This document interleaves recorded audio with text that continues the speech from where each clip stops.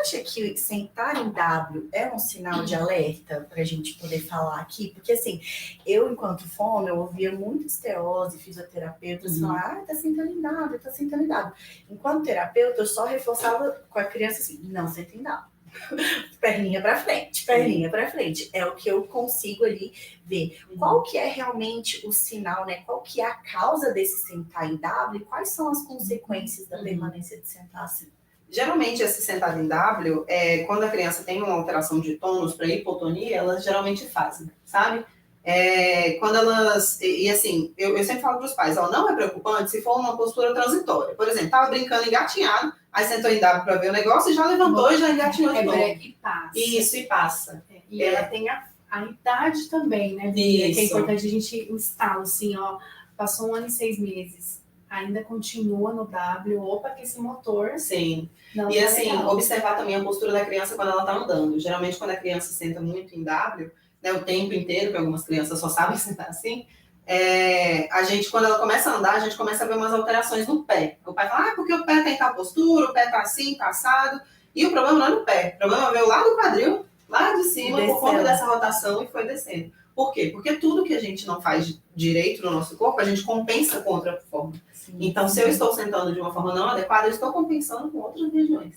Então, é assim, se for transitório, seu menino está brincando, né, engatinhando, pegou um brinquedo e sentou, rapidinho já saiu, ok. Agora, se não, Bia, toda vez que ele vai brincar, ele senta só em W, e eu tiro a perna e ele volta, eu tiro a perna e ele volta. E aí é legal a gente falar que, assim, não é o W, sentar em W não significa autismo. Sim, Se a criança tem um autismo, significa que ela tem um atraso motor. Sim. O atraso motor pode estar junto no espectro, no autismo? Sim, a gente vê que muitas crianças, né, com o transtorno do espectro, têm uma hipotonia associada. Mas a gente tem que investigar o porquê dessa hipotonia. Aí eu volto lá, né? Foi o sensorial que desencadeou essa dificuldade no motor e por isso que ele ainda está sentando? Ele senta assim, porque a área da TO, né, ele tem uma busca proprioceptiva e ele faz essa distensão de cápsula, que é outra coisa, né? Quando a criança senta em W, ela distende bem as cápsulas e isso dá um prazer para ela.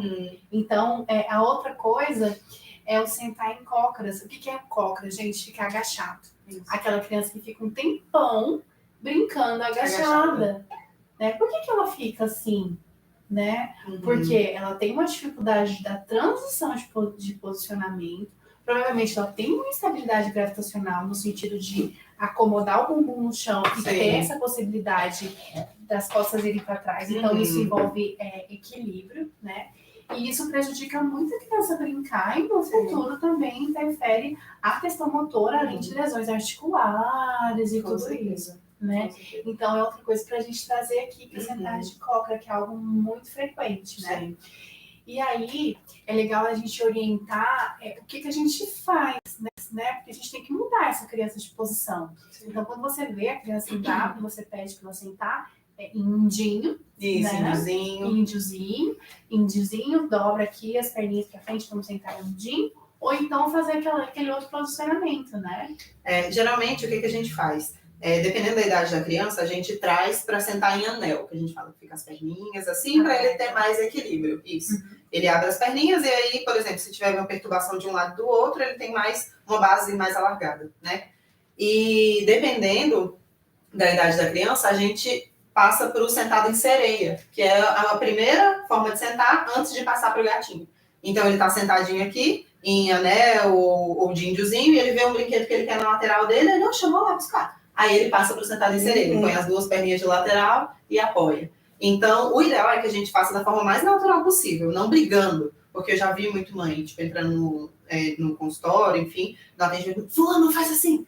Mas calma, vamos trabalhar aqui de forma natural, ele vai parar de fazer isso. Ele vai ver que ele não precisa ficar daquele jeito, que em outras posturas ele vai ganhar muito mais. É igual a questão da preguiça, né? Porque tem preguiça de engatinhar. Eu falei, não, porque ele ainda está se descobrindo na postura. A partir do momento que ele vê que ele engatinhando, ele vai pegar o seu chinelo, vai levar lá pro banheiro, ele vai querer engatinhar, porque ele quer explorar. E a outra coisa, gente, é confiança. Sim. A criança, se você tá com o comportamento com a criança de vamos lá. Ela já está insegura com o movimento dela Isso. mesmo, né? Uhum. Então, a gente tem que entender isso, que a criança precisa de segurança. Se ela não faz, não é porque ela não tem, porque ela tem preguiça, é porque ela não consegue. E por quê? Aí entra a gente para investigar. E por quê? Aí é importante a gente entender, né?